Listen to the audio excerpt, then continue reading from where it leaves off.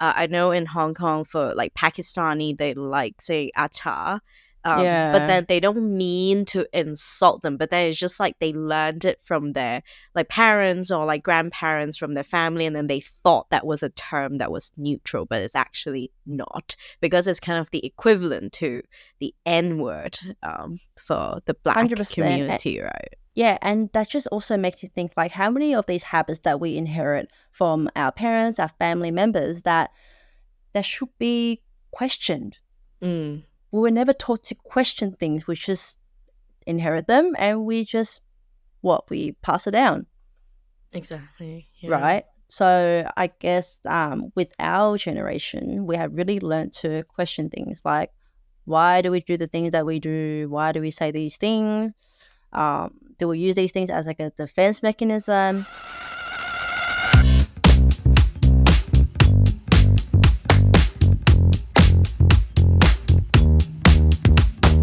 Welcome to Proudly Asian, a podcast series that tells bold and proud stories of Asians by Asians.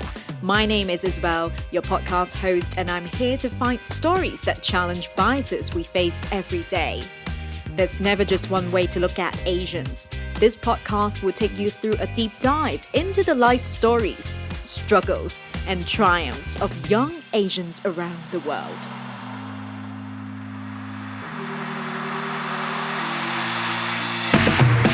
On today's episode, we have Amelia Tran-Bencio, a second-generation Australian-born Chinese to Vietnamese Chinese parents who aims to bridge cultural gaps between millennials and their heritage creatively through Chinese calligraphy.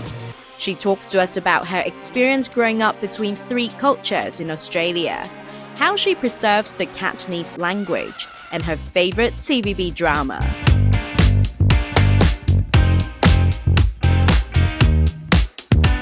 Welcome back to Proudly Asian. Happy March, everyone. It's a new month. And for those who celebrated, I hope you all had a wonderful time celebrating Lunar New Year back in February. And for this week, I also just came back from a week full of celebrations because for Proudly Asian's second anniversary, actually our anniversary is on January 25th, but then we decided to do this a month later. So we had a mini physical event where we gathered some of the Hong Kong-based podcast guests and also listeners all in one room in Hong Kong to celebrate this milestone together over dim sum. Some people ask us why we decided to celebrate the second anniversary. I mean, my take is just basically, I think if it was only the first anniversary, you would just be like, okay, it's only just been a year. But then when it enters the second anniversary, it just feels like it's getting serious. So this is why I feel like it's time for us to just have a mini celebration to sort of celebrate the guests who have been on the show and also the mini progress that we have made with Proudly Asian. So it was a really fun afternoon because some of the guests, it was actually my first time meeting them in person, but it also didn't feel like we were complete strangers because we have kind of like chatted virtually. So it was really nice to finally see them in person and also seeing how different like-minded individuals from different cultural backgrounds and also from all walks of life coming together to celebrate the diversity and resilience of being Asian just reminds me why it's so important to still keep going with Proudly Asian, because this is a space where we can find each other and we can celebrate the work that we all do in different domains. And just FYI, like all the guests at the party, they are all kind of, they're all kind of kicking ass in their own domains. They're changing the world, doing very amazing work in their own respective industry. So it was really nice to gather a room of inspiring people together. And then it was also kind of nice to see them meeting each other for the first time and then getting to know each other's story and being amazed by the work that they all do. So it's just really nice to be in a room full of hopes and inspirations and also positivity. And I hope that we can do more of these in the near future. But again, I would like to thank all the guests who took the time to join the event, and also every single one of you who sent your messages and well wishes our way. I hope I'll be able to see more of you in person in the near future. And now for this episode, I've been so excited about having this conversation for a while now because I've been a big fan of the next guest who is joining us on this episode. So now, without further ado, let's bring her in. Welcome to Proudly Asian, Amelia. Thank you so much for joining us from Sydney. How are you? I am good. I actually recovered back from a little mental breakdown because this month has been very full on with Lunar New Year, with on-site calligraphy gigs, and then being a mum on top of that and running a coffee shop. But I am good now. I'm with you guys. And yeah, thanks for having me today. I'm really excited to just unwind and chat. So Yeah. I'm feeling great. Yeah, so I see that you got a cup of tea on your end. So it's just going to be a casual Friday night chat. I mean, just talking about your lived experience in Australia and your whole journey, you know, currently doing what you're doing, becoming a content creator, as well as like spreading the awareness about the Cantonese language and also calligraphy. So I'm so curious about like your whole journey leading up to this point. But now I think it's only natural for us to start from the very beginning, which is where you're from. So why don't we get started with a question that I ask every single guest of mine on Proudly Asian, which is essentially, Amelia, tell us about your background. Who are you? What are you? And where did you grow up? So to keep things very simple, I get asked this all the time because people get really confused when they see me and they're trying to connect the dots. But yeah. Hi, everyone. My name's Amelia Tran-Bencio. I am Australian-born Chinese.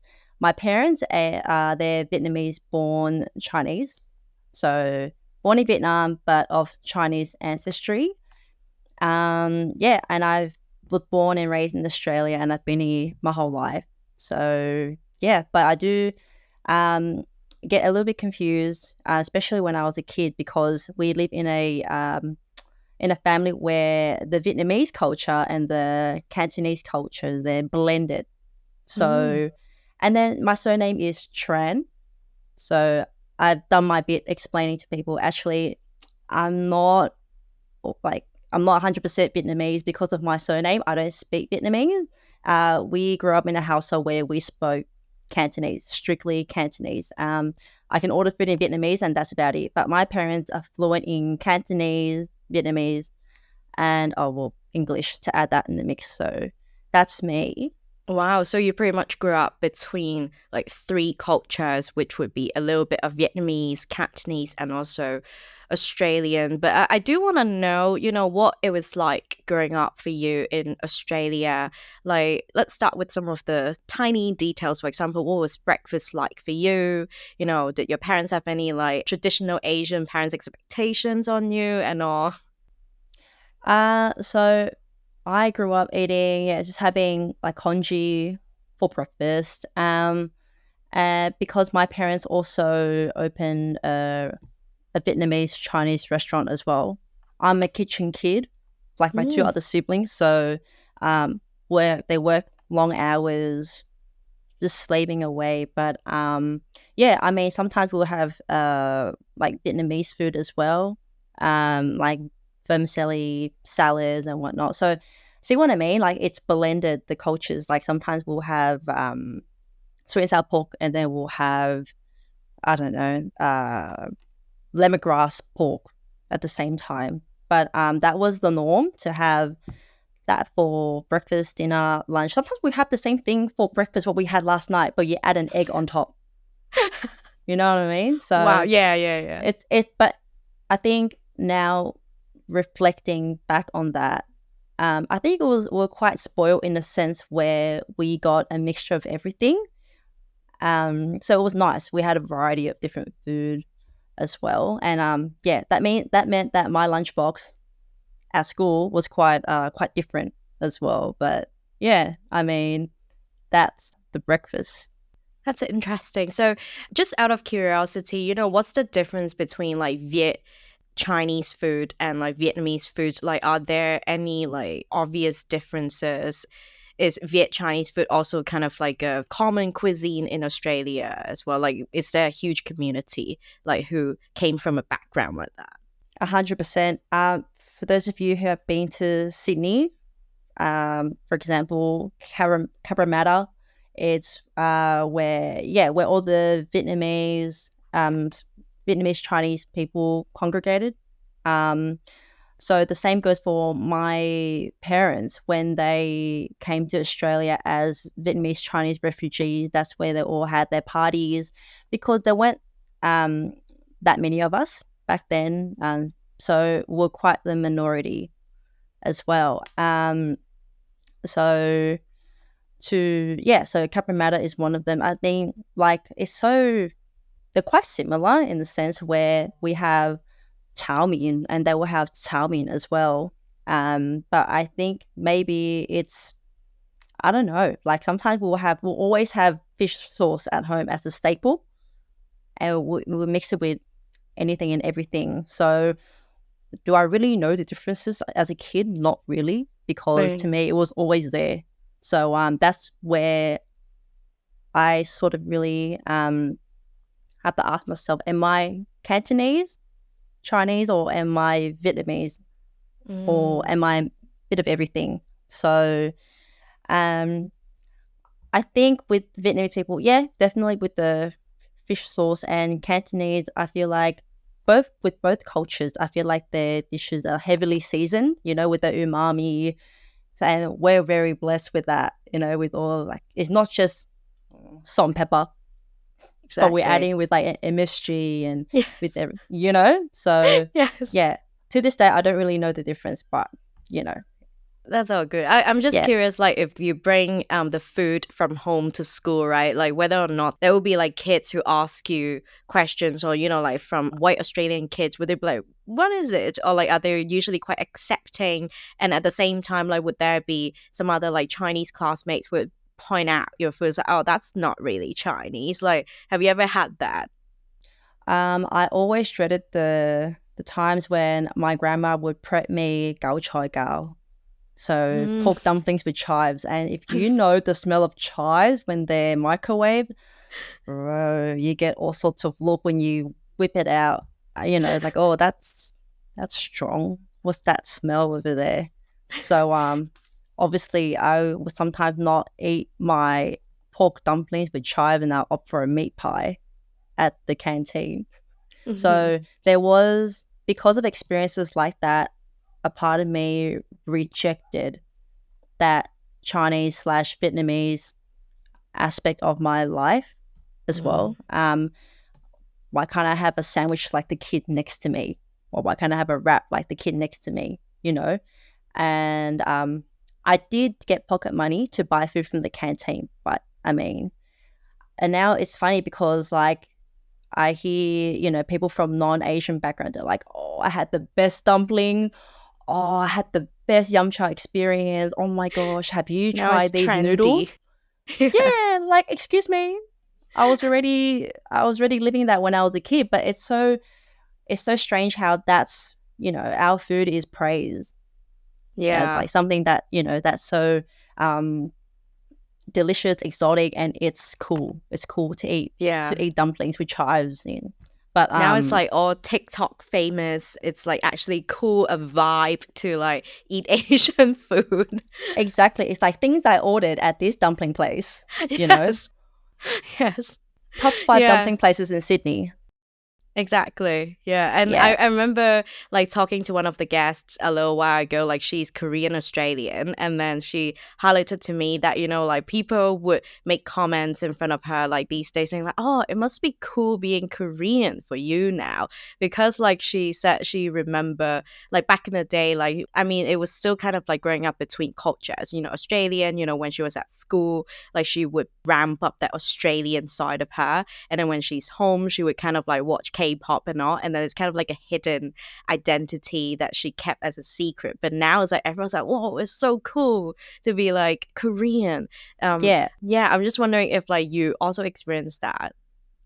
I think for me, listening to Canto pop music when I was a kid, I would like in the car, even the car, like when my dad would blast the music, I would just hide my face, in case the driver sees me. Like, oh my gosh, how embarrassing, Dad! You're blasting like Sam Hui on the radio. I'm like, oh my god, like you're embarrassing me. Even back then in high school, where I had like a mixed playlist of like old songs. And then my friend would be like, hey, can I listen to what you're listening to? There's experiences like that where I would just change the song because it's not cool to listen to music from your culture as well. So it's interesting to see how people are embracing, like, I know some Gen Zs, they have like an ethnic playlist. So they have Tagalog songs, they have Indonesian songs, Vietnamese songs. I'm like, this was cool. How come we didn't embrace this when we were kids? Or, but now people are becoming more and more educated through social media because it's so accessible. We are beginning to learn more and embrace, different kinds of music and different kinds of food, different kinds of languages as well. So, yes, definitely. Music was a big one for me where I was just turn on like low volume, make sure my car window's up when I'm blasting, having a concert.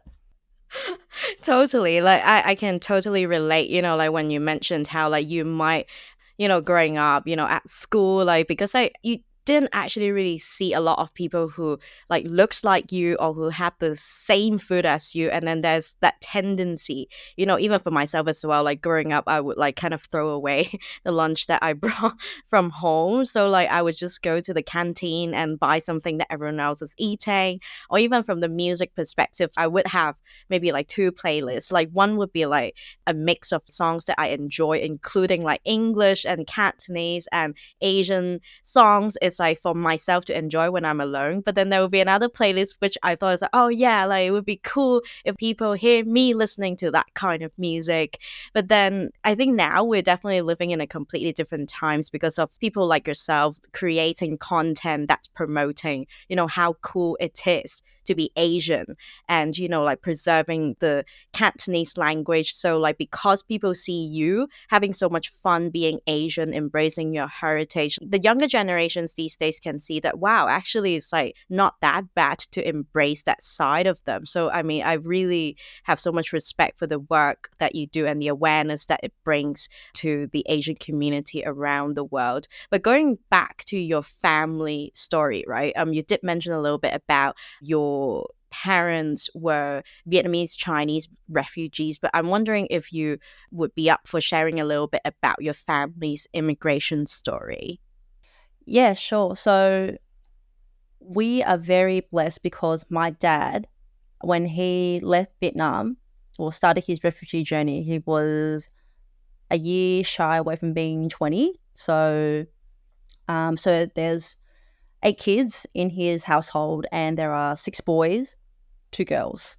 So how they began their refugee journey is that my dad started to document everything, giving the context of why there was a civil war in Vietnam to everything that happened, every day as they journeyed from Vietnam to Sarawak in Malaysia and then being sent to Australia. So he wrote this extensively in his Vietnamese refugee diary in Chinese. So I discovered this diary in my parents' room while I was just cleaning, and it was just wrapped in A4 paper, just tucked away. I'm like, what's this? As a kid, you're curious. And by this time, I was in my early 20s, and I was like, oh my goodness, like he actually documented this is part of our family history. So being able to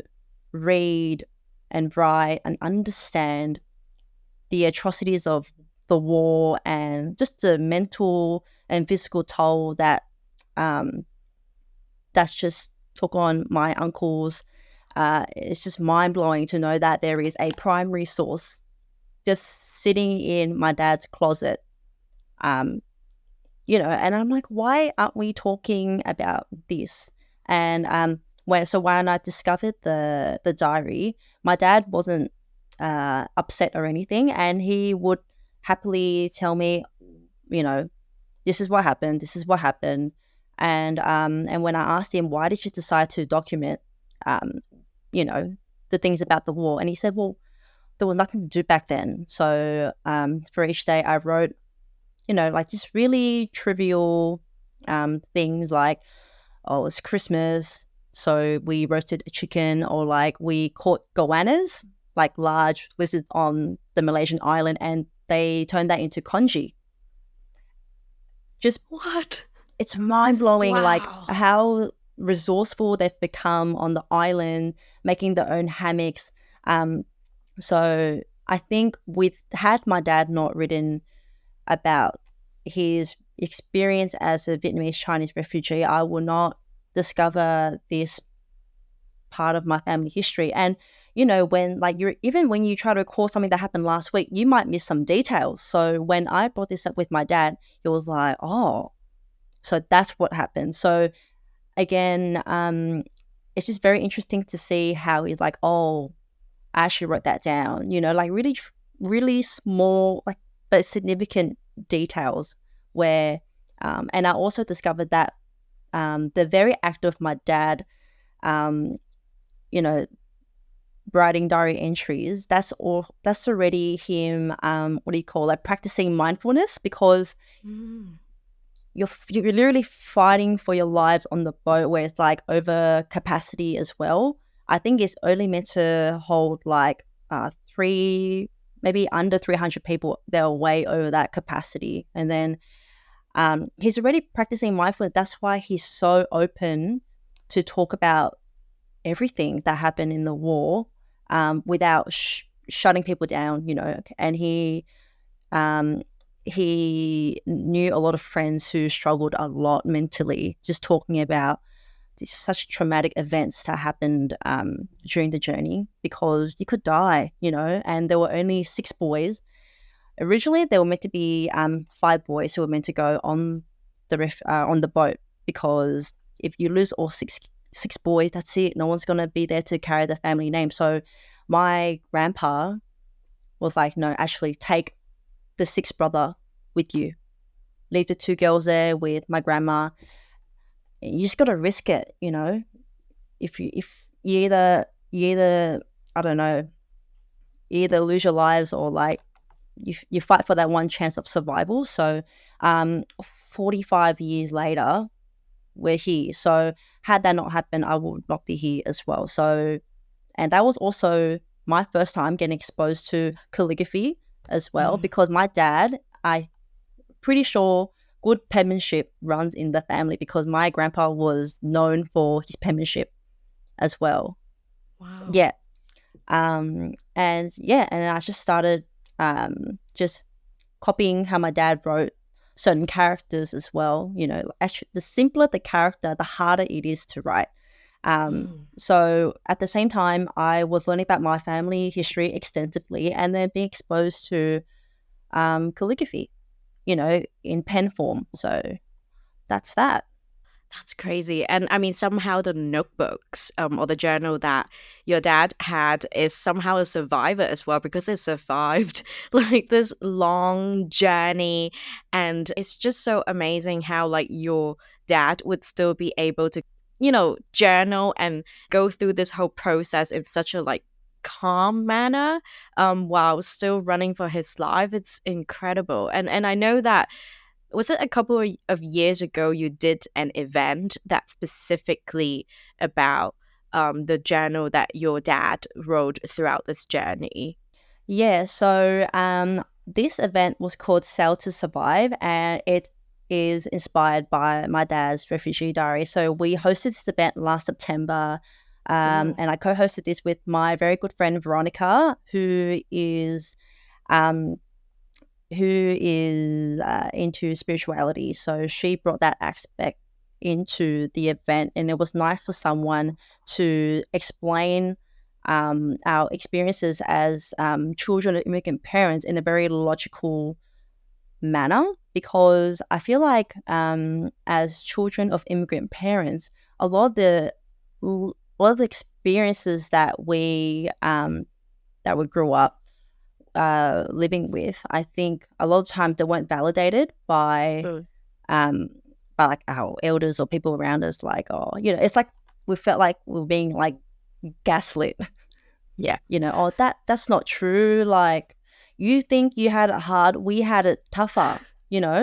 And so that event was there to, I guess, kind of reach out to children of immigrant parents, how saying, like how our parents survived and how we survived. It's very different. And she made a really good point at the event where, like, our definition of survival are quite internal, whereas our parents probably did laborious job that they didn't want to do, just keep their heads down and just try to literally survive and keep the lights on and whatnot. But whereas a lot of the struggles that we had, our parents can't see it, like, so that event was there to help these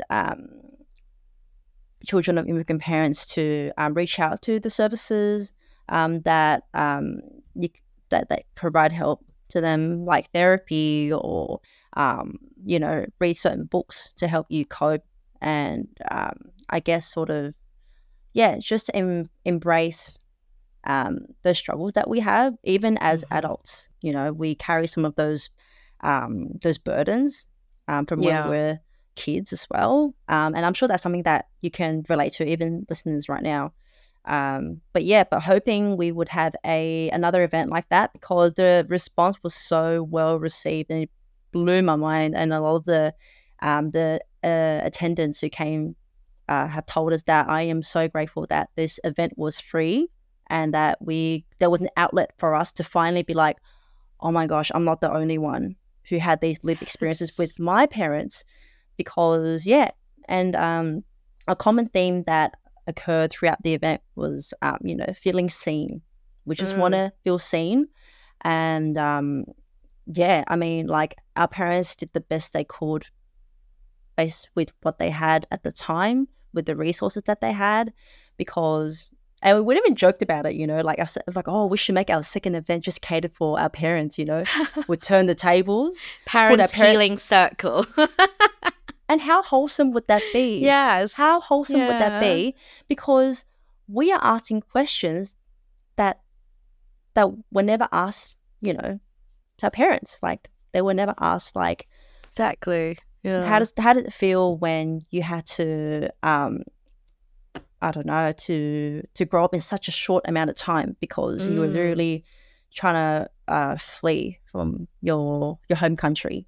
Yeah. From fear of being killed and whatnot. So I mean, most of the time they didn't even have the time to think how they feel, because like it was just kind of like go, go, go, like at every stage of that journey, right? And I also totally can relate to how earlier you mentioned, like a lot of the struggles, even for children of immigrants, they kind of internalized that family struggles, right? Because like since a very young age as a kid, we would see how our parents were really working hard to like provide for the family. And then we internalized that, like, despite we did not really go through what, our parents and grandparents went through, but then we also indirectly took on that struggle internally and then altered our own like narrative, our decisions based on what's best for the family, right?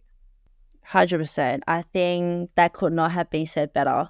I mean, and then think now, me as a parent, it's sad because you see how much your parents have aged as well. Like, when we were little, we were watching our parents grow up as well. Like, it's strange. I mean, like, you do develop a sense of compassion for them as well. It's like, oh, okay, now I understand. But then it all boils down to communication, knowing how to speak to one another, and like learning how to listen, because not everyone we're not born with listening skills. Listening is a skill that needs to be developed, and I'm still developing that skill as well. Just hearing my parents out, and and it's true. Like, they do it with the best intention, sometimes expressed awkwardly as well. But yeah. But how does that kind of like influence the way that you approach being a parent now? I can imagine like it must be a really tough experience, because like now you understand the parenting style that a lot of traditional Asian parents adopted, like how they could potentially impact kids, which will be like our generations, let's say, in a broad sense. And then now we carry that awareness of like not wanting the next generation to like go through the struggles that we went through as kids. Like, how does that inform you approaching being a parent? I think for me, as a millennial, I think we are very blessed in the sense where the concept of self-awareness has become so important, because it's so easy to react emotionally to something that someone says, someone did to you. And for me, when I became a mum, I'm just really glad that I have some sort of self-awareness, still working on it. But I'll share a story. I did the whole 30-day confinement after I gave birth, where I stayed at home, living the horizontal life, just like this, Wow. And not my mom, washing hair. yes, I did that. But my mom gave me, just a week after you can wash your hair. So she gave me that like a pass. Okay, you can wash your hair. There was one time where she came to visit me and the baby, and I'm like, TMI, by the way, I am bleeding so much every day. The body's just doing its thing, healing, and then the last thing you want to hear from your mom is, 你唔好成日抱你個仔啦, like stop holding your baby, or else he's gonna get clingy. He's gonna get attached to your hips. And at this point, I'm like, Mom, I just snap and I go, how would you feel if we knew you were upset and we deliberately ignored you? How would that make you feel? And at that point, my baby was crying. The baby just wanted to be held.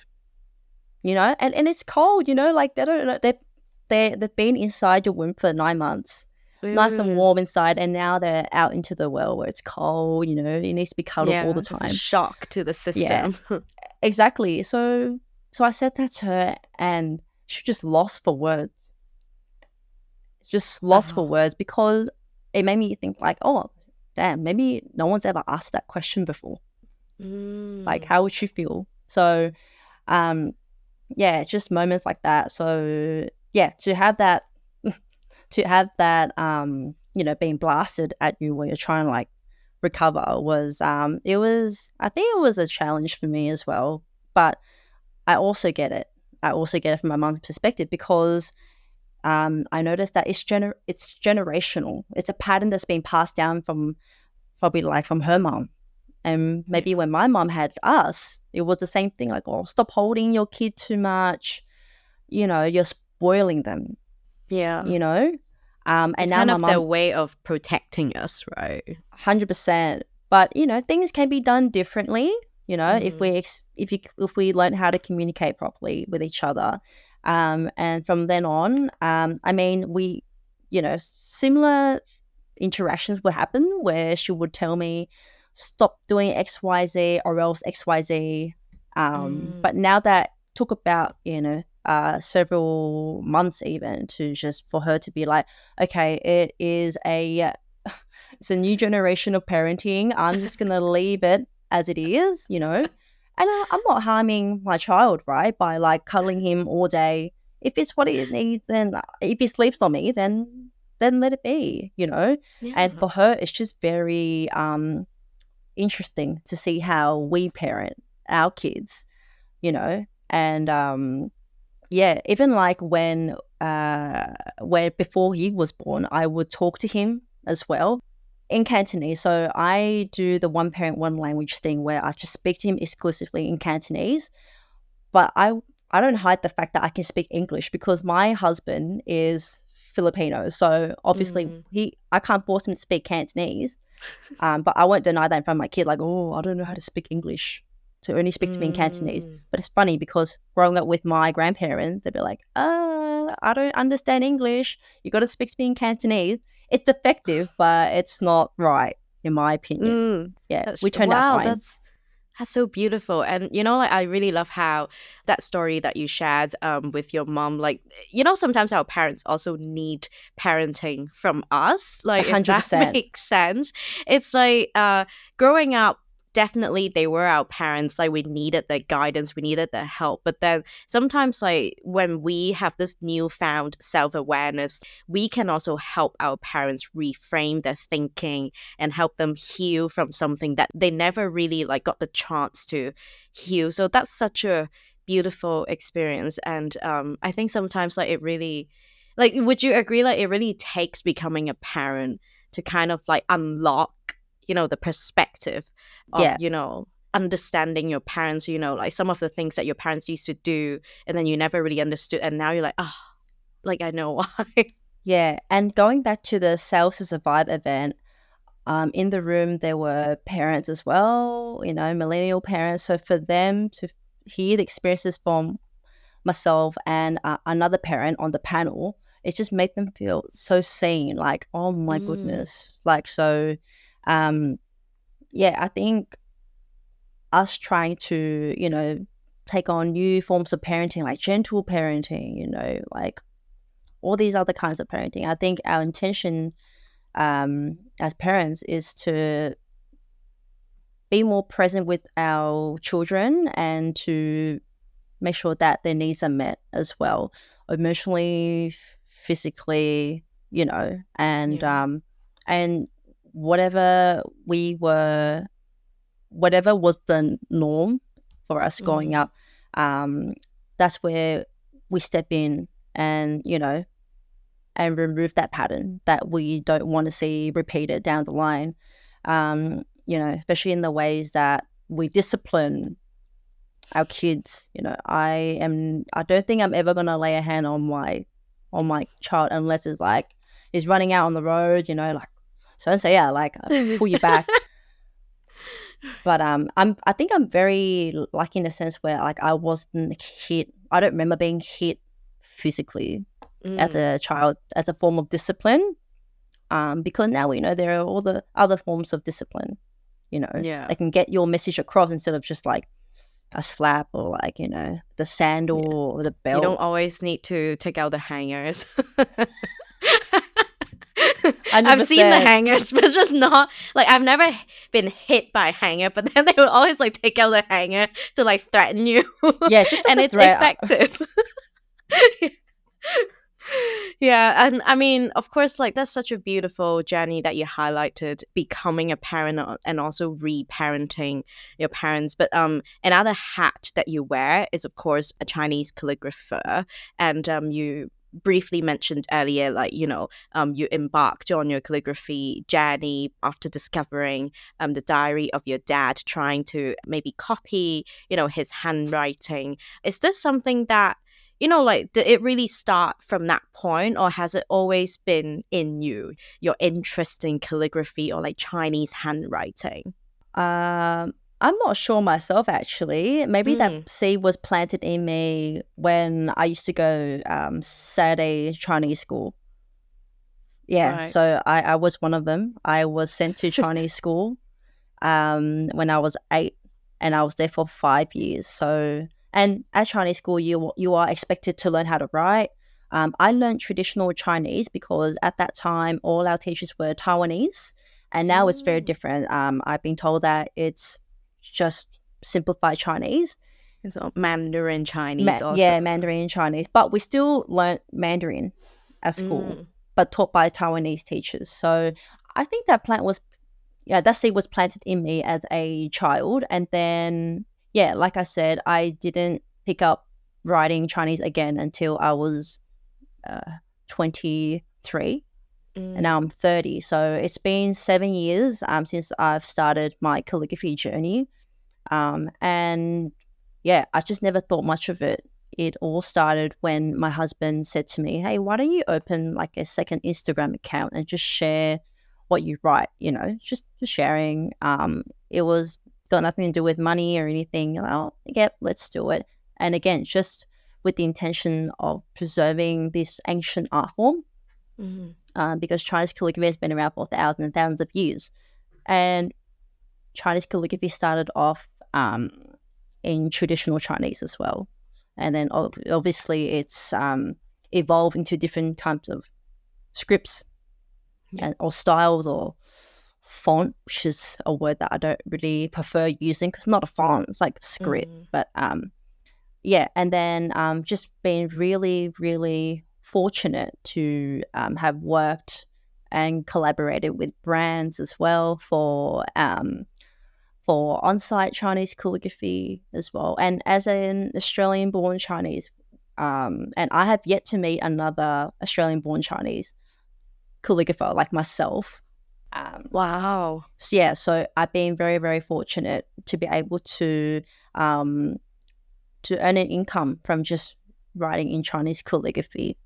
Yeah, and I mean, there's such a huge Asian and Chinese community in Australia as well. So it's amazing how like you're spreading awareness like through those like brand events, and all your creations just look so good. And have you always been the artistic type, or have you ever imagined this being a career? So to answer your first question, I drew a lot as a kid. I spent a lot of time drawing, but I don't think I don't remember writing in Chinese. No, except my name. That's it. And then secondly, no, I never imagined myself, making this as a career, just from writing. But yeah, I guess like as much as I loved going to Saturday Chinese school, I think it was a blessing in disguise, Yeah. like just hearing stories from parents around me saying that, oh, how do I get my kids to polish up on their writing? How do I get them to speak more Cantonese at home? And I would just say, well, it starts with you, really. Like your kid is a blank canvas. Whatever painting they turn out is really you. You are the one holding the paintbrush, right? So like whatever you want your kids to achieve is partly your responsibility as well. So it starts with you, first of all, to role model that. So if you want your child to speak more Cantonese, or cook together. But then I know that for each person, forming that connection to their culture might not happen overnight, because each person connect differently, and it's based on how comfortable they are with embracing that part of their culture. But yeah, and the same goes for writing. You have to role model that, show them, read with them. And yeah, so that's what I do with my child as well. We started reading when he was maybe 5-6 months old. It sounds crazy, believe me. My mum walked into me reading to him, and she's like, he doesn't know anything, what are you doing? He probably doesn't understand what you're saying. And then he's fine now. He's able to recite, and understand. Yeah, it works. You plant that seed and you So watch he that can seed. have a conversation with you in Cantonese as well. But just one line, maybe. I think because he is bilingual as well. Bilingual kids do develop their speech differently, I feel like.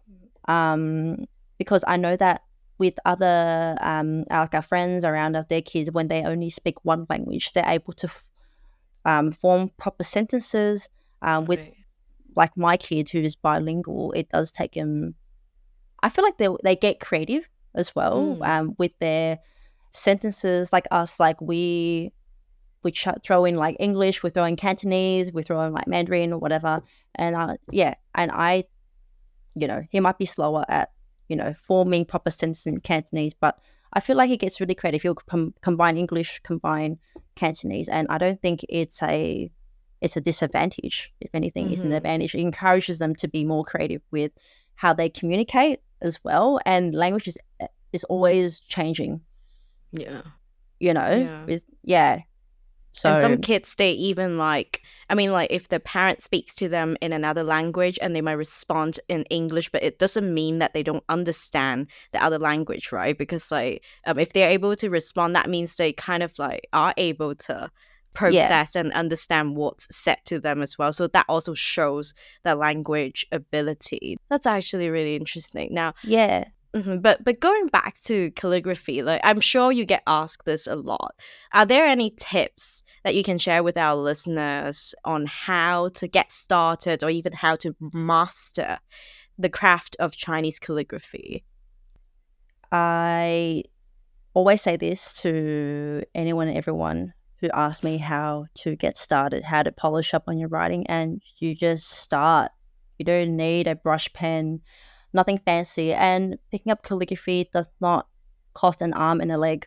How I started was I got tracing paper from Daiso, and I just place it over, say, like a text or a character, and I just trace. Literally, that's how I started. And then, so for the first couple of years of my Chinese calligraphy journey, it was all self-taught, because there is that pride, like, I don't need help. I don't need anyone to teach me. But then I realized that there is a limit to how much you can teach yourself, because I need the theory to pair with, the writing. So 3 years ago, I eventually took lessons from a Chinese calligrapher who is from Hong Kong, and now he's based in the UK.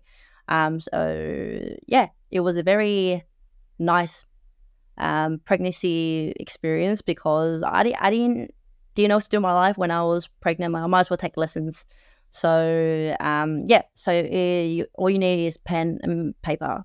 I'm not even joking, just pen and paper and tracing paper, which don't even cost much. You can buy them in bulk, about 100 sheets, and just keep practicing, just trace over it. And the best part is that you can obviously see through the text that you want to copy. Yeah, and everything like begins by copying. So, and I would also invest in some, what do you call them, like calligraphy books. These are books that you can buy online as well.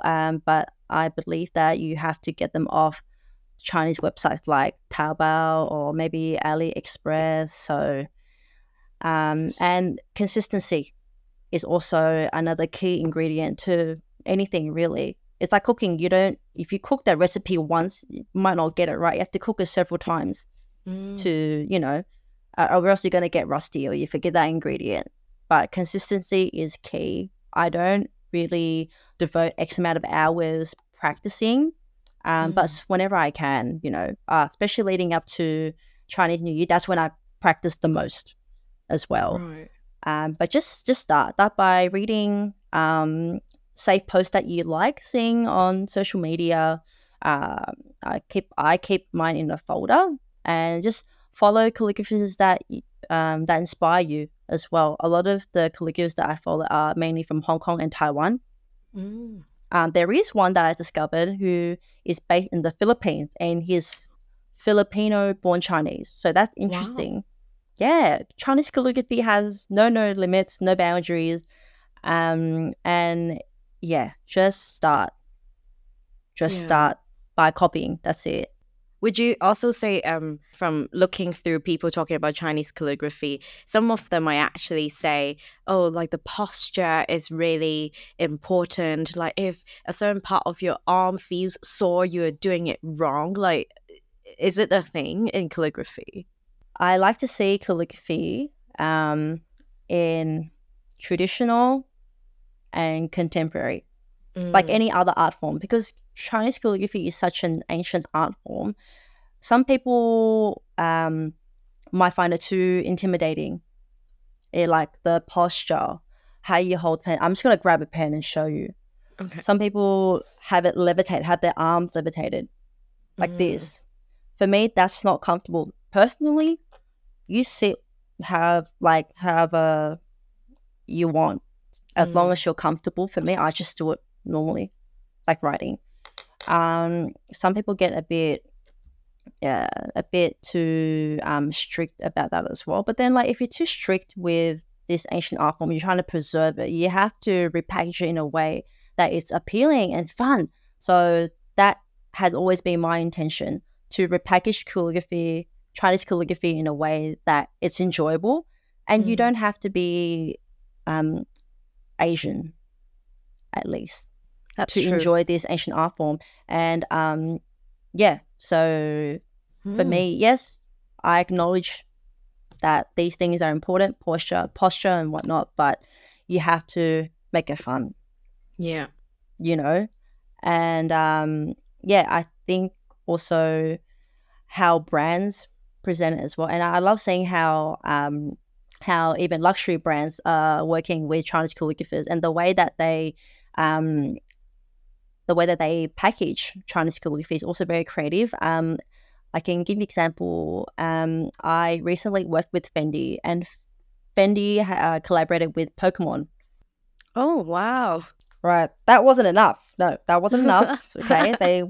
They took the extra step and add calligraphy to their red pocket design. So on the front you have Dragonite, and then at the back, that's where I would calligraph the Chinese greetings and wishes.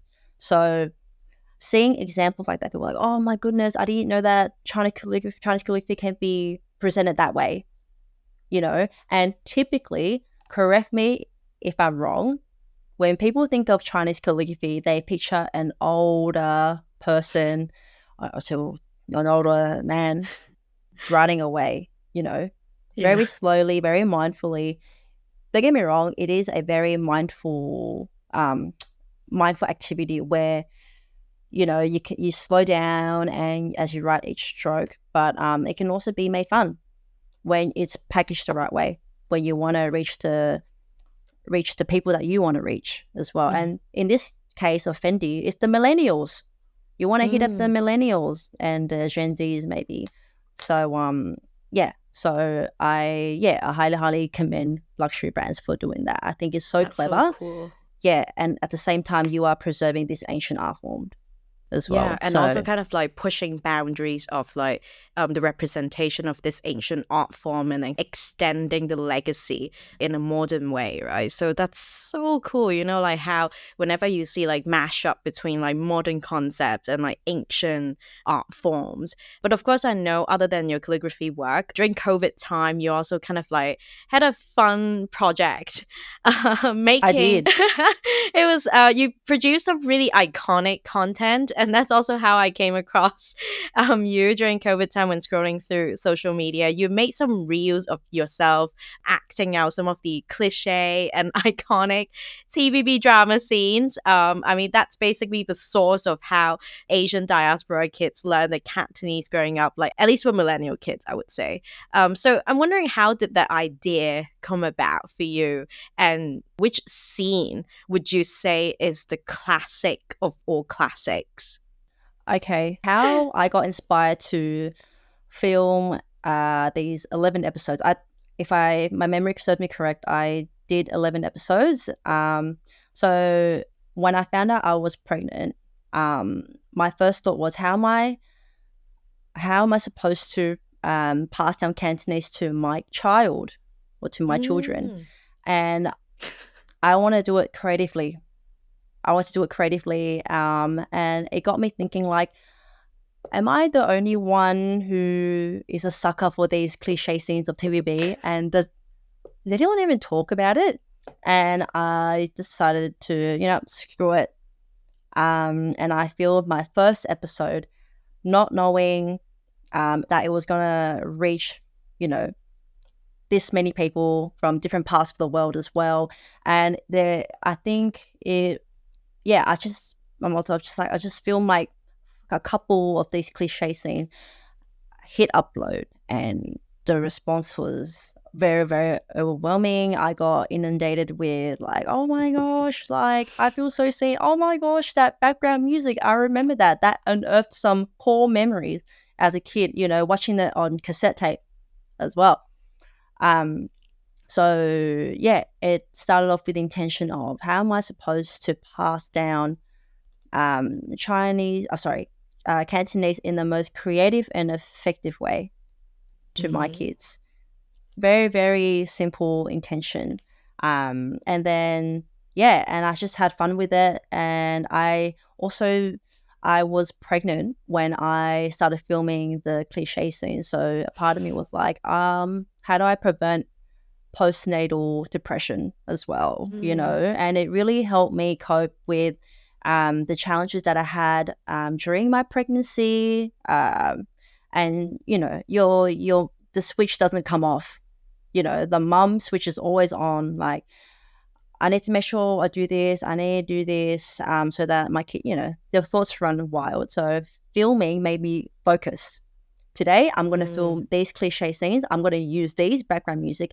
And, and it kept me busy for a while.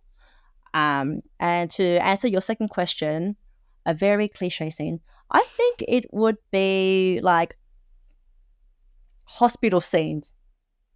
Hospital scenes where like the kid or like the mum or the dad gets admitted into hospital, and then they try to like revive the patient, popping away, and then the camera just pans to like the operation room, and the light switches off, and they're like, "Oh, 醫生點啊點啊 doctor, how is he? How is she?" It's like, sorry, we did our best. Oh, and they walk away. You know what I mean? That's usually like a scene of the beep. Yeah, that's it. That's it, the beep. And then it's like, sorry, we did everything we could. That's it. And then, did you really try though? Did you really try to revive the person? You know what I mean? I might throw in another one. Another one would be, oh man, at the end of like, this is mostly, this is the pattern that I found in police dramas, where at the end they always have a barbecue. Always have a barbecue. Someone gets pregnant at the barbecue. Someone gets married. Someone's gone on holidays. Someone is late to the party, and that's the happy ending. They have a barbecue. Just these formulas that TVB uses, and then by seeing these cliche scenes, we know what line's going to be next. You know what I mean? Some of the cliche lines that they use. And that's how we pick up Cantonese, right? Because we know what line's going to be next. Or like, she dies. Or like, they lose the baby. She's in a coma for 3 years, And because having these cues, they help us learn the language as well. Like, oh, he's going to say that, it's like what you're supposed to say when something bad happens. Or like, if there is like family drama, and they always go, at the end of the day, we're a family, The most important thing is that everyone's here. Come on, let's have dinner. Have you ever had like moments where you actually copied what they said from the TVB drama and then said it to your family members in real life, and then they would ask you like, who taught you that? And then it's like, we don't say it like that in real life. Like that has happened to me, and then that kind of got me like a bit insecure. It's like, oh, so like what they say in the TV drama is not real life. Oh no, can you please share? Like, do you remember the line? I don't know. It's like, I don't exactly remember, but I was like a 5-year-old kid, and then I would say something. I think now that I remember, it's like it would make like a 5-year-old kid sound like an adult. It might be lines like that. Right. But how are we supposed to know as kids, if that's what we saw on TV? Like if you have an argument, I think I understand where you're coming from. You have an argument with your parent and you're like, 我哋兩個世界唔同嘅人, like we're from different worlds. Like, of course your parents going to be like, what the heck? Where did you learn that from? Something like exactly. that. Yeah, exactly. Yeah, because that's the only source that you ever like learn your spoken Cantonese from? Like, is that kind of also your one of your primary sources as well? 100%. Mm. Even like growing up, like non-TVB related series, like Stephen Chow movies Mm. that we watch on repeat because that's all we had, you know. Yeah. And then we got DVDs, VCDs, and then if you're rich enough, like you get cable TV, you know.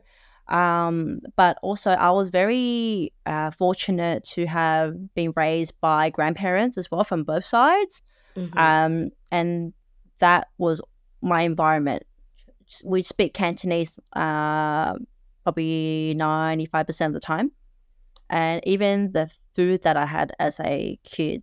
And that's also passing down, you know, even like food recipes as well. Like, oh, okay, yeah, I remember eating this at my grandma's house, you know, whereas today is very different, you know. Mhm.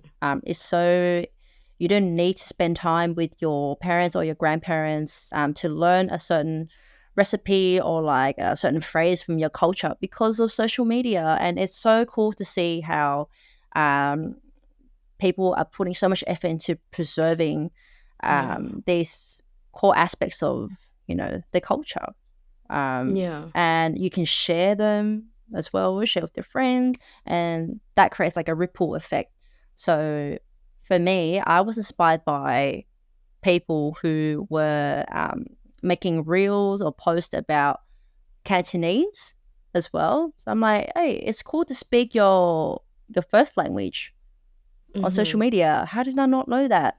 I wish there were representations like that when I was a teenager. Because, you know, I didn't see anyone who looked like me, Mm. you know, on the internet and, you know, speaking in the language that I speak at home. So for Yeah. now, I think we are very blessed to have these content created and shared, you know, um, in an effort to save the language. Yeah. And I mean, like you said, right, with reels and other creative formats, like sometimes even the work that goes into like cultural preservation, it does not always have to be like so, like boring and serious. It can be funny, it could be engaging. And also, it's just like people like yourself, the generation of millennial Asians are all kind of like now the gogo, they're showing the younger generations that, how it's really cool to actually like speak your Asian language and like be Asian. And I don't know if it will be a tough question for you to answer, but if you really have to list like a favorite TVB drama of yours, which one would you pick? I think for me, I really like the comedy ones that I grew up watching. Mm. I would say Virtues of Harmony, the modern one, Guy Dai Phun Mm. Hei. So that would be all time favorite. It's Mm.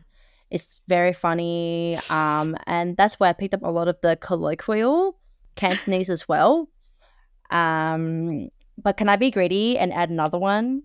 Yes, Yeah. okay.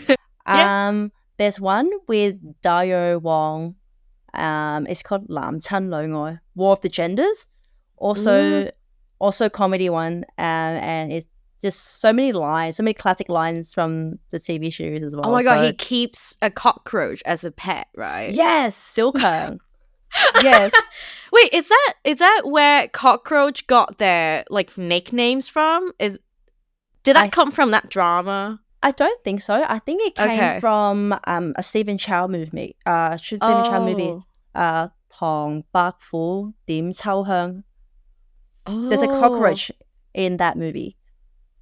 Okay. Yeah, Oh my yeah. god. But I think Dio just made it, you know, even more memorable in the Yeah. War of the Genders. So there you Yeah, I go. remember that like cockroach in a glass jar. So funny. And it has they feed him like instant noodles and biscuits. Yeah, Oh dear. definitely. Yeah, and before we move on to the next segment, I have a quick question for you. I also know that from the content that you create, you also kind of highlighted, some Viet Canto phrases. Like, I'm just wondering if you can like quickly let us know, is there any key difference between Cantonese and Viet Canto, and if you could share a few examples with our listeners. Yeah, I'm not a linguist, so don't at Mm. me. The list. But I noticed that even from my relatives and the people in the Vietnamese Chinese community that I grew up with, we do sound a bit more nasal, like Mm. like if you were a native Vietnamese speaker as well. Although we do understand each other, if like a Hong Konger spoke to a person who is Vietnamese Chinese, they will understand each other. But I think some of the unique phrases that we use, by the way, this is also shared with Malaysian Cantonese speakers too. Like for example, we say to fill up petrol or gas, we say "đổ dầu," but then Mm. Hong Kongers would say "yap yao," or Right. yeah. Yeah. So that's another one. Another one would be like "cầm go," like to climb up, Mm. "cầm day." But we Vietnamese Cantonese folks would say "kèm go," "kèm day."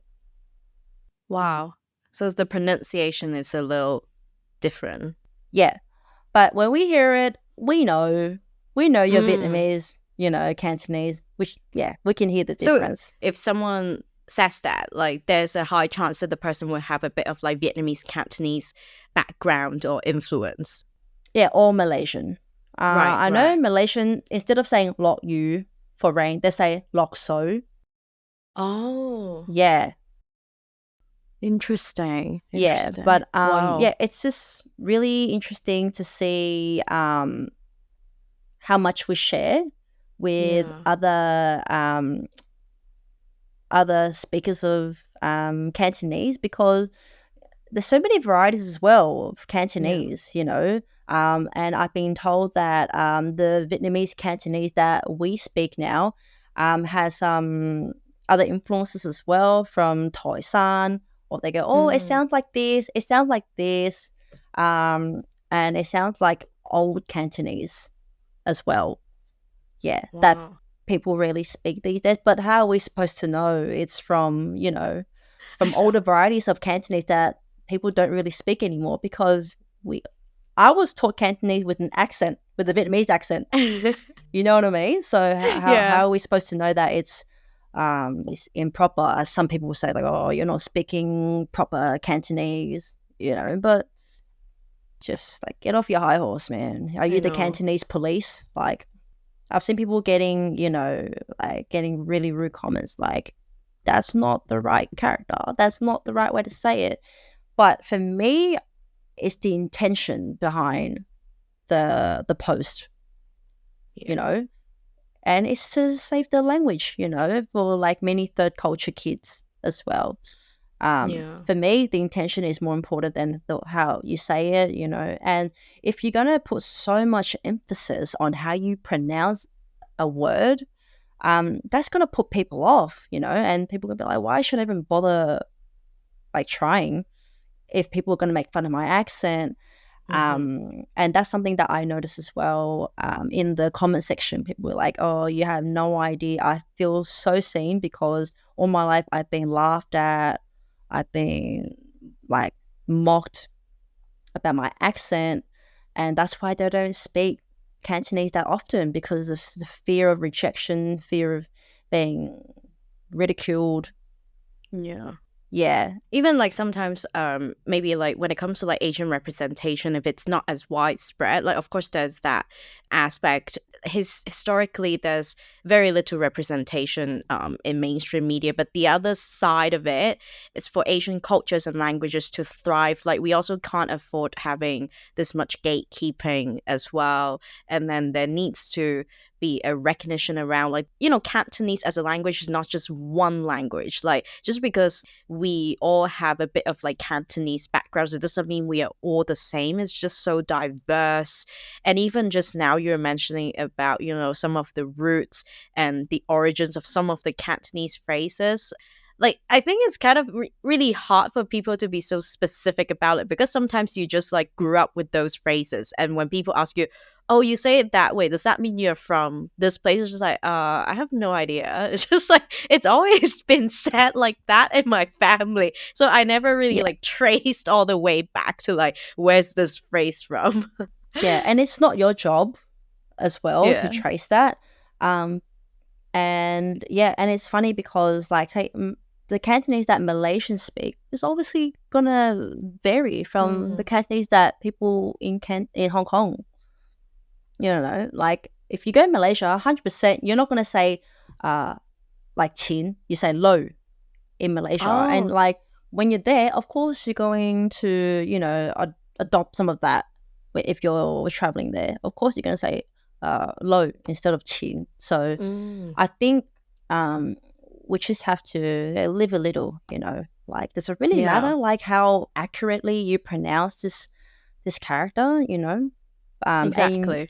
And, I know what you mean. Like, on the online social media space, there's also a lot of people like who would even like gatekeep around like who is qualified to spread awareness about a certain Asian language, or like for Cantonese, if someone who isn't like ethnically Chinese, they would be like, oh yeah, you're not qualified. Or even if the person is completely native, they would be told that, oh, it's still not correct. I mean, because they kind of judge like from the way that they look. So yeah, I mean, that needs to change. There's so much bias around, which brings us to the next segment.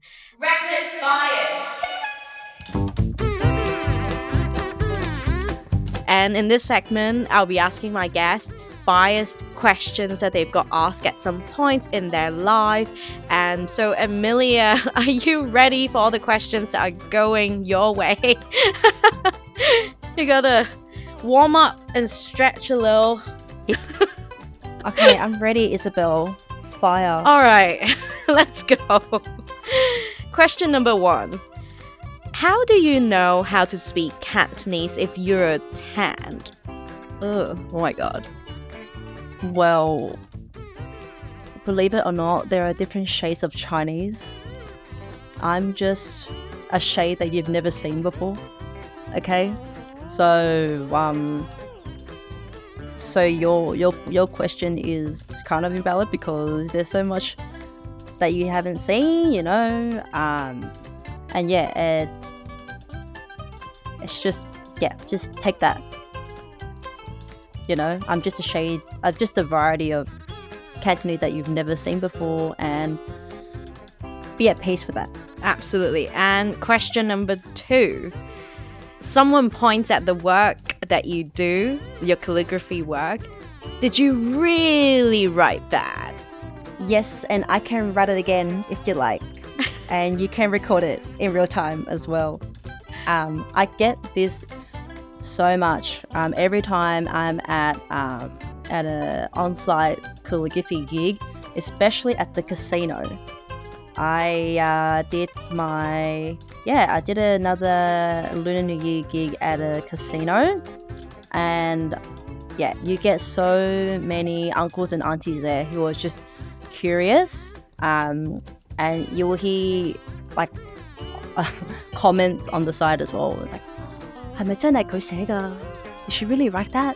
但係我個樣又唔似喎，新胡嘅。And then I would just look up saying, 係啊，我可以再寫多次㗎. Like, I can write it again if you like. And you see them very like shocked.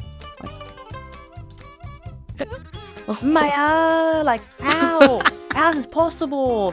And sometimes I just tell them, look, I have a whole bunch here like on display. If you're in a hurry, just take them. Or if you want, I can write it again and just film it. Oh my god! Wow, yeah, it's always an interesting one to hear in person. I still get interesting looks as well. It's like, even if you're like in the process of writing it and people still don't believe it. I honestly don't understand. It's just like, how else do you think these came from? I'm like, here's my friend. Here you go. Tell them how I did it. But then again, I would turn that into like an as a learning moment for them as well. And when you turn that into a learning moment, it actually stops you from reacting emotionally as well. And I know that I'm here to do a job, and I want to keep the client happy. So turn that into a learning moment, and they would actually appreciate it. They're like, oh, I didn't know that. And they would often praise me like, oh, if my child could write like you, even half of what you can write, I'd be so happy. I could sleep at night. So yeah, being exposed to those kind of comments really helped me to, I guess, as a person overall. Like, I know, I'm like, this is for character development. I know, you know, instead of asking myself like, why is this happening to me all the time? But really asking myself, oh, why is this happening for me? You know, and and if it's gonna inspire them to go home and, you know, tell their kids to pick it up, then why not? Like, just turn it into a learning moment, into a positive experience for not only for them but for myself as well. And and it's nice to receive this sort of comments, like, and it really makes me also proud of the work that I'm displaying as well. And I know that every time I write, my aunties are like watching me like yeah, write it. I'm so proud. I mean, honestly, these questions also create a chance for you to have that conversation as well. So it's like, it's all for the better. And the next question is, are you sure you're not Filipino? This is why I've had an identity crisis my whole life. Like, and then, like, you know, in a typical Asian household, they turn into a joke. Even like my mom, even they stop funny. Like, I just picked you up from somewhere, and, you know, or she always tell me like, oh, you know, like when I was giving birth to you, or when I gave birth to you, next to me was a Filipino mom. Maybe we just switch babies at birth. Yeah, it's brutal. Oh my God. What do you do as a child? You believe. You believe your mom, you know. Whereas like my dad he wasn't like that at all, and he always loved me for who I am, and he embraced me as, you know, his kid. Like, he's proud, and he's like, oh, she's tan because she got it for me. Aww, so it's nice, you know. It's nice to have one parent like that, but not both parents like that. And I used to get teased a lot because I used to be a lot darker when I was a kid. I wish I could show you a photo. I don't. But I had really curly hair. But thank you to whoever invented the hair straightener. Bought my first hair straightener when I was 12. So, and like, a 12-year-old shouldn't have to go out to beg their mum to buy them a hair straightener, you know, because they don't want to get teased at school. So I was very self-conscious of how I looked as a kid, because I get asked all the time, like, oh, like, why are you so dark? Hat mung mung, you know, and but you're Chinese, kind of hard to believe. And then what do? I start to believe what they say about me, you know. But then it's funny because I ended up marrying a Filipino. So now your kid is like really half Filipino. Maybe no one would even ask if you're sure you're not Filipino, because they might just assume you are. Yeah, and which is fine with me. Like, I've made peace with it, and I'm like, look, like, if I'm meant to marry a Filipino, then like, it's fine with me, and I love him. You know, he loves me, and I am proud to have a Chilo baby, half Chinese, half Filipino baby. And what do I do as a parent? Instead of making fun of my child, I teach him to embrace, you know, his Filipino and Chinese roots. And I'm sure my mom didn't intend to like make fun of me and whatnot. It's like, oh, it's just a joke. Just laugh at it. And it's also important to laugh at yourself sometimes, because life's too short to be so caught up in a comment about yourself, because that's just a reflection of themselves, not you as an individual. And now that I am married to a Filipino, I'm learning so much about the culture. I'm still learning about the culture, and just set an example for my child as well. Like, oh yeah, it's so cool to do this. It's so cool to eat this type of food. To go to do these kind of like celebrations. So cool to go to church, and yeah, like being called all sorts of names when I was little. Like, I used to be called Maria. Why? Because apparently Maria is a name that a lot of Filipino domestic workers were called in Hong Kong. Right, it's so brutal. Kids were savage back then, Even my siblings were calling me Maria. And they were Cantonese kids, like they would just call you Maria. Yeah, because it's fun. Oh my God. Like, they'll call me Maria. Or no. Yeah, and they'll... One time I went to Hong Kong and I knew that we're going to walk past Victoria Park. Wai Yun. Like on a Sunday. Yeah, and who hangs out there? All the domestic workers. Shout out to the domestic workers out there.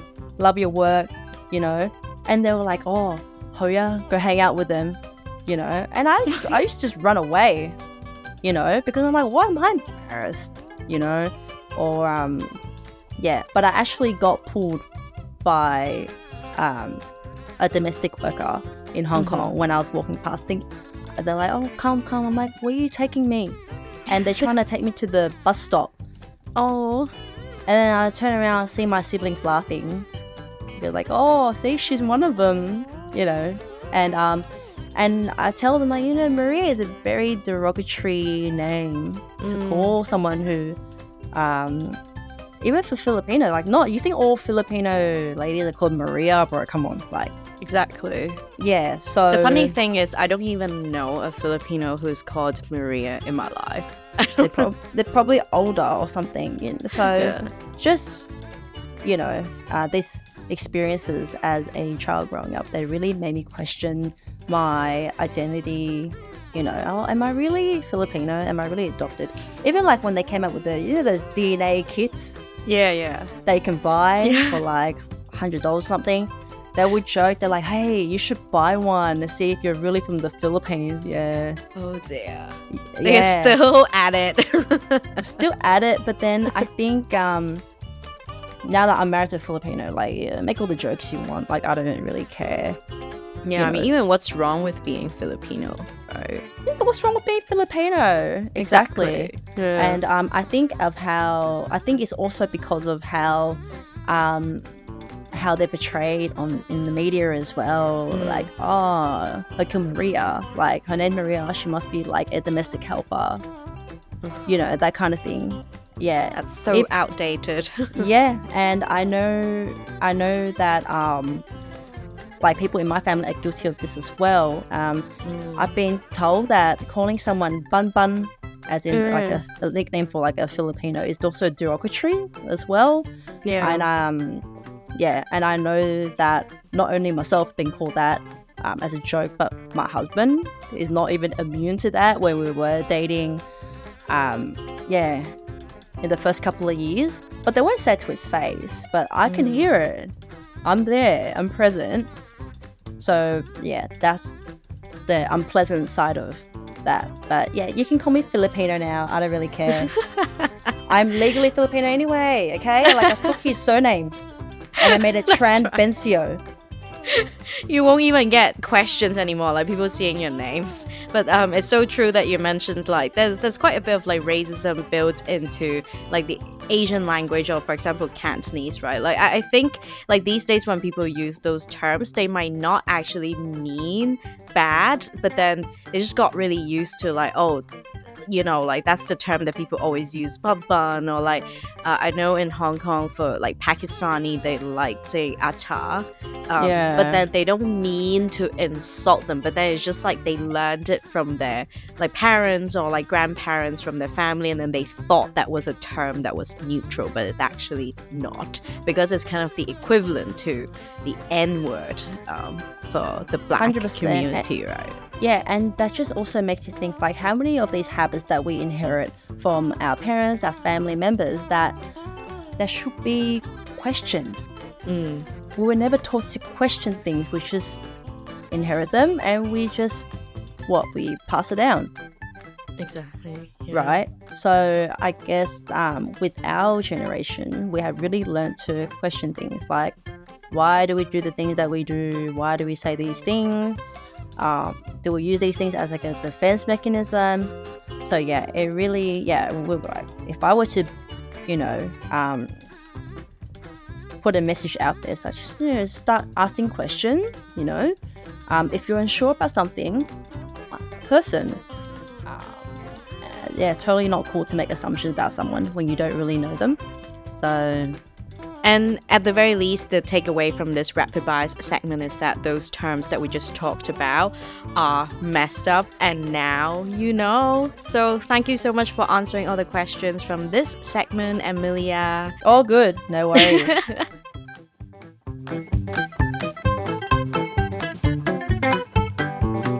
And now for us to wrap up the episode. For those who would like to follow your work, and if they have not started following you yet, where can they find you? Are there any upcoming projects that are in the process that you're working on? Yes, so like I said, a lot of people follow me because of the TV reels that I uploaded, and I still get questions like, oh, when are you going to film the next one? And I tell them, look, my content is ever evolving. Like, as a person, I'm always changing. So I'm constantly looking for new creative ways to keep the language alive. So recently I filmed my second Canto Diary vlog. The first one was me going to Blink 182 with my husband. You went to Taylor Swift's concert. I saw that. Yes, and I went to Taylor Swift. So if you missed that, be sure to follow me on Instagram at Tranliagraphy. And so it's really exciting to experiment different types of content and see the feedback that I get from them, and it seems that a lot of people are enjoying these Canto Diary series, because I would get a lot of comments saying, oh, it's so nice to hear Cantonese, or like, I don't really speak Cantonese with anyone. There's no one to speak Cantonese to at home, so this is my only form of keeping the language alive in my life. So that's what's been happening. I've been filming my Canto Diary series, and it's just it just feels more relatable, because like, oh, everyone goes to concerts, it's just the day-to-day things that people do. But other than that, I just wrapped up on a very busy month, just running at calligraphy against to celebrate Chinese New Year. But that's about it. But be sure to follow my journey on Instagram. Yes, go check out Amelia's Instagram and social media. That will be linked in the episode description.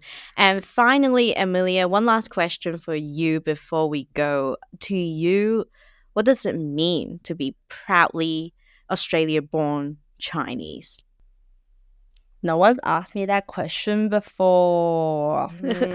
I think, first of all, you have to ask yourself your question, like, are you proud of yourself?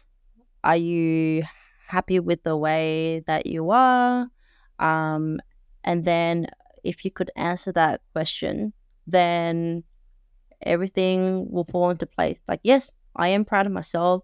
I embrace the person that I am. And therefore, I'm proud to be Aussie. I'm proud to be Chinese, or Chinese with a blend of Vietnamese in it.